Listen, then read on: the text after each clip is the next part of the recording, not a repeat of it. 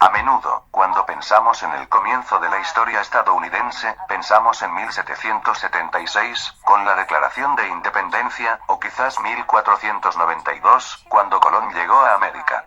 Pero la historia de América realmente comienza hace unos 15.000 años, cuando la gente llegó por primera vez a las Américas. En este video, quiero brindar una descripción muy breve de las sociedades nativas antes del contacto, para darte una idea de la diversidad y complejas eran estas sociedades como grupos nativos adaptados a e interactuó con sus entornos. Ahora ha habido recientemente un debate académico sobre cómo llegó la gente. Sabemos que tal vez hace 12.000 años durante una edad de hielo, el nivel del mar era más bajo, y así una lengua de tierra en el medio América y Asia fueron expuestas, por el que la gente pudo haber viajado. Pero la evidencia arqueológica reciente sugiere que la gente quizás ya estaba en las Américas en el momento de esta edad de hielo, entonces es posible que pueden haber venido antes en barcos. Ahora sin embargo fue que llegaron, se extienden de norte a sur y el este a lo largo de las Américas de modo que, para cuando llegaron los europeos a finales del siglo XV, quizás había 50 millones de personas. Es una especie de número de rango medio para las estimaciones que han hecho los historiadores, viviendo en las Américas. Y de esos, 4 a 6 millones vivían en América del Norte. Entonces, ¿cómo se desarrollaron estas sociedades? Bueno, un gran momento fue alrededor de 5000 AC, cuando la gente en México domesticaba maíz, como también se le conoce. Y domesticar maíz significó que la gente que originalmente habían sido cazadores, recolectores, siguiendo manadas de animales, podría participar en la agricultura asentada. Para que pudieran desarrollar pueblos, sociedades complejas. Esto no significa que dejaron de cazar o recolectar, pero comenzaron a quedarse en un solo lugar. Acerquémonos un poco y echemos un vistazo en algunas de las sociedades más importantes de estas regiones. Se desarrollaron sociedades nativas americanas alrededor de sus entornos naturales, utilizando los recursos que estaban disponibles para ellos. Por ejemplo, el suroeste, las llanuras y la gran cuenca estaban bastante secos. Mucho desierto. Y así, las sociedades de estas regiones adaptado al clima seco de varias maneras.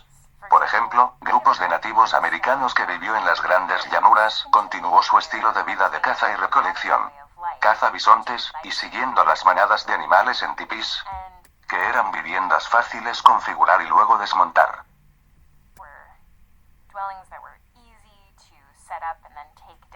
La gente del suroeste, como los pueblos ancestrales, lidiado con este ambiente seco creando proyectos de riego muy complejos para que pudieran regar sus cultivos de maíz, usando la poca humedad que había.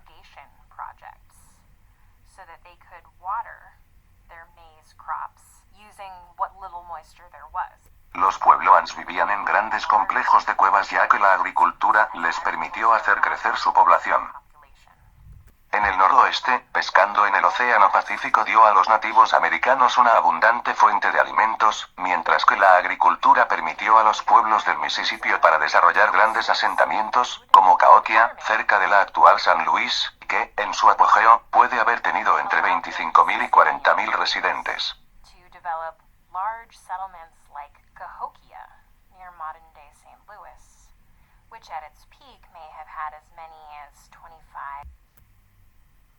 Los habitantes de Mississippi y otros pueblos nativos de la costa este dependían mucho de lo que se conoce como agricultura de tres hermanas.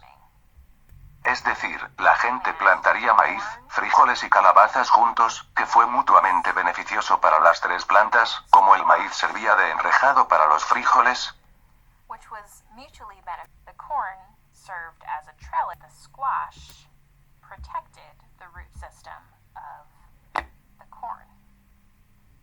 La calabaza protegía el sistema de raíces del maíz. Los tres juntos crean una dieta muy nutritiva lo que permitió una densidad de población relativamente alta en la costa este. Entonces, cuando comenzaron a llegar los europeos a finales de los años 1400 y 1500, las sociedades nativas habían estado evolucionando durante más de 14.000 años.